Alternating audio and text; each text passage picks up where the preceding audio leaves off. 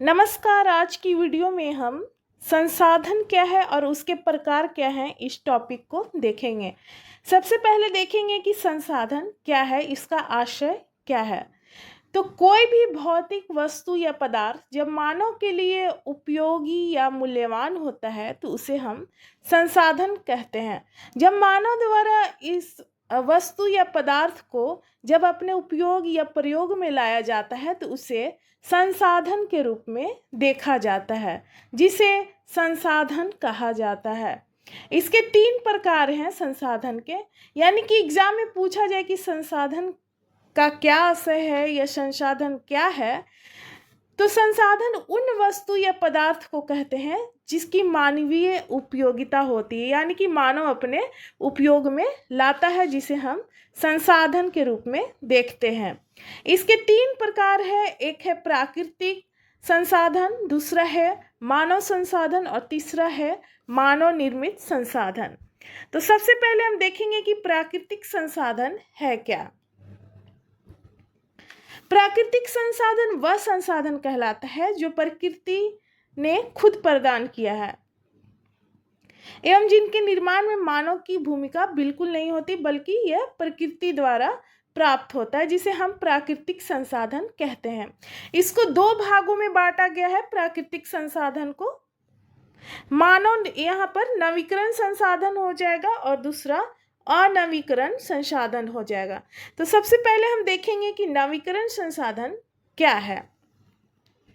वे संसाधन जिन्हें उपयोग के बाद पुनः उत्पादित किया जा सकता है, यानी कि फिर से उपयोग में हम ला सकते हैं, यानी कि यह असीमित होता है। जबकि अनवीकरण में हम क्या देखते हैं कि उसका भंडार जो होता है, संसाधन के भंडार, वो सीमित होता है। जबकि नवीकरण में हम देखते हैं कि असीमित हम इसका फिर से उपयोग कर सकते हैं। जैसे कि यहाँ पर हम एग्जाम्पल देख सकते हैं,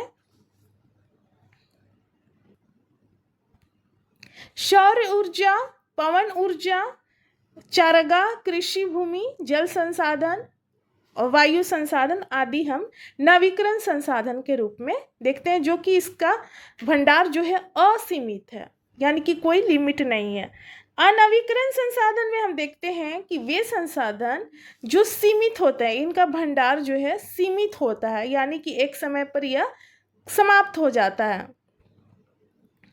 भंडार के एक बार समाप्त होने के बाद क्या होता है कि उनके फिर से नवीकृत होने में, यानी कि पुनः पूरित होने में हजारों वर्ष लग जाते हैं। ये संसाधन सीमित होते हैं और कभी ना कभी समाप्त हो सकते हैं। इनकी उपलब्धि सीमित होती है, जैसे कि खनिज संसाधन, कोयला, पेट्रोल आदि, यानी कि यह एक समय में समाप्त हो जाता है। जबकि नवीकरण संसाधन में हम क्या देखते हैं कि वो असीमित होता है, वो समाप्त नहीं होता। जबकि अनवीकरण संसाधन में हम देखते हैं कि ये संसाधन सीमित होते हैं और एक समय पर यह समाप्त हो जाते हैं। दूसरा नंबर हम देखेंगे प्राकृतिक संसाधन था पहला के अंतर्गत 2 प्रकार थे, नवीकरण और अनवीकरण संसाधन। अब देखेंगे दूसरा नंबर मानव संसाधन क्या है।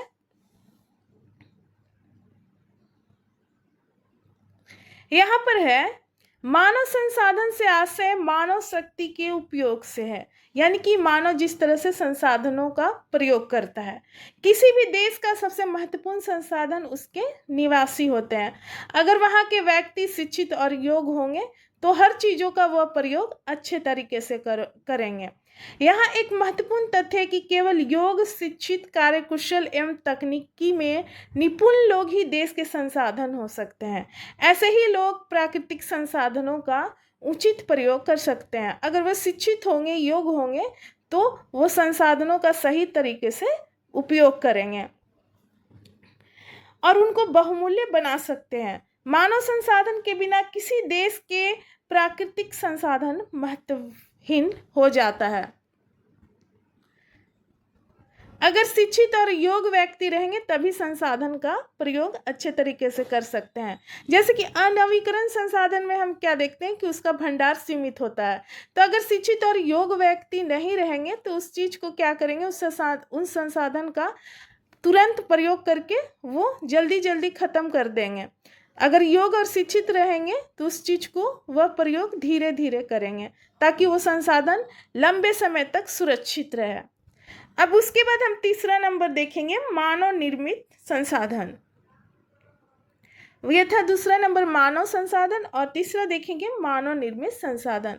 ये उत्पादन के वे साधन हैं जिनका निर्माण मानव ने पर्यावरण के भौतिक पदार्थों का उपयोग करने के लिए किया है।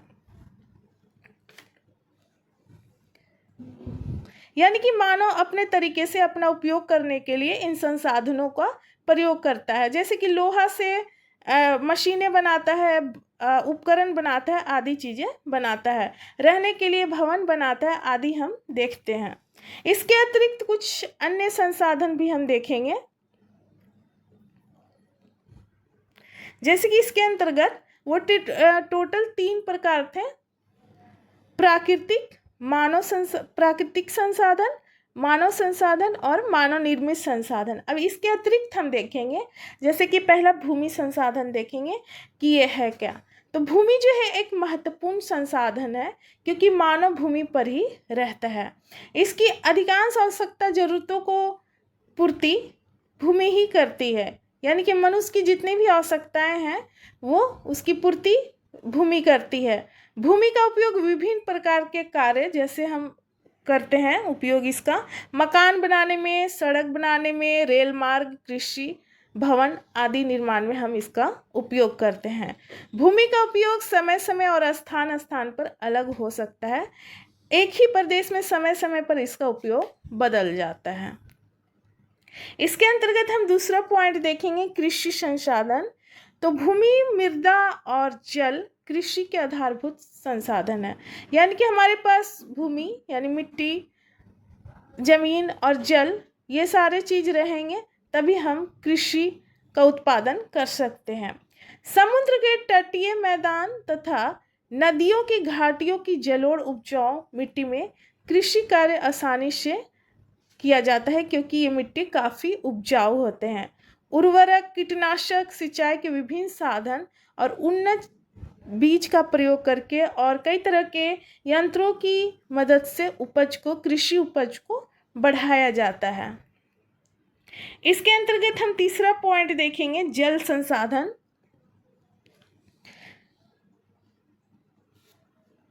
धरातल पर हम क्या देखते हैं कि जो जल है अनेक तरीकों से प्राप्त करते हैं, वर्षा के माध्यम से, नदी के माध्यम से, झील, तालाब, हिमनद आदि के माध्यम से हम प्राप्त करते हैं। जल का उपयोग अनेक चीज़ों के लिए करते हैं, जैसे कि सिंचाई के लिए, उद्योग में, घरेलू जल आपूर्ति, घरेलू कार्य में हम प्रयोग करते हैं, मछली पालन आदि कार्यों में हम जल का प्रयोग करते हैं, जो कि हम इसे संसाधन के रूप में देखते हैं। यानी कि जब हम इसको प्रयोग में लाते हैं तो उसे क्या कहा जाता है, संसाधन। तो जल भी एक संसाधन है। संपूर्ण विश्व में हम क्या देखते हैं कि सर्वाधिक जल का उपयोग कृषि कार्य के लिए किया जाता है। कृषि में ज़्यादा जल की मात्रा यानी कि पानी का उपयोग किया जाता है। अब अगला देखेंगे, मृदा संसाधन। यह भी एक महत्वपूर्ण संसाधन है। मिट्टी का प्रयोग हम क्या करते हैं कि पौधे उगाने का एक प्राकृतिक माध्यम है। मिट्टी के बिना हम पौधे उगा नहीं सकते हैं और ना ही किसी तरह की कृषि का उत्पादन कर सकते हैं। पौधे अपने विकास के लिए पोषक तत्व मृदा से ही, मिट्टी से ही ग्रहण करते हैं। जो भी पोषक तत्व मिलता है पौधों को, मिट्टी से मिलता है, सूर्य के प्रकाश से मिलता है, पानी से मिलता है। तो मुख्य रूप से मृदा जो है यहाँ पर अपना अहम भूमिका निभाती है। इसके बदले में ये पशुओं के लिए पोषक आहार तथा मानव के लिए खाद्यान्न और रेशे प्रदान करते हैं। मृदा संसाधन से क्या देखते हैं कि हमें भोजन, वस्त्र और आवास आदि आधारभूत तत्व प्राप्त होते हैं, जो वास्तव में हमारी प्रमुख संपदा है। इसलिए मिट्टी को यानी मृदा को हमारे जीवन का आधार यहाँ पर माना जाता है। अब उसके बाद हम देखेंगे लास्ट पॉइंट जो है अन्य संसाधन के रूप में, वन संसाधन। तो वनों का भी मानव द्वारा उपयोग किया जाता है, जो कि एक संसाधन के रूप में देखते हैं। वन रहेंगे तो वहाँ पर पेड़ अधिक मात्रा में रहेंगे और जो कि हमें काफ़ी अच्छे तरीके से ऑक्सीजन की प्राप्ति होगी। वर्तमान में विश्व के 30% भाग पर ही वनों का वितरण पाया जाता है, लेकिन 33% भाग पर वन का विस्तार होना चाहिए, ऐसा माना जाता है। लेकिन वर्तमान में हम क्या देखते हैं कि 30% भाग पर ही वनों का विस्तार है। पर्यावरण में वन अत्यंत महत्वपूर्ण है। वृक्ष वायुमंडल से कार्बन डाइऑक्साइड लेता है और ऑक्सीजन छोड़ता है। यह वर्षा कराने में भी सहायक है। वन के बिना वर्षा असंभव है। और इसके साथ साथ वन जो है जंगल, पक्षी, वन्य जीव और अन्य प्राणियों को सुरक्षित आवास के रूप में देखा जाता है वनों को। वनों के बिना हम एक अच्छे जीवन की कल्पना नहीं कर सकते हैं, क्योंकि वन के माध्यम से ही, पेड़ों के माध्यम से ही हमें ऑक्सीजन मिलता है और यह अन्य जीवों को सुरक्षा भी प्रदान करता है। तो आज हम देखें संसाधन क्या है और इसके प्रकार क्या है, और अन्य संसाधन को भी हम यहाँ पर देखें। तो अब मिलते हैं अगले वीडियो में अगले टॉपिक के साथ। धन्यवाद।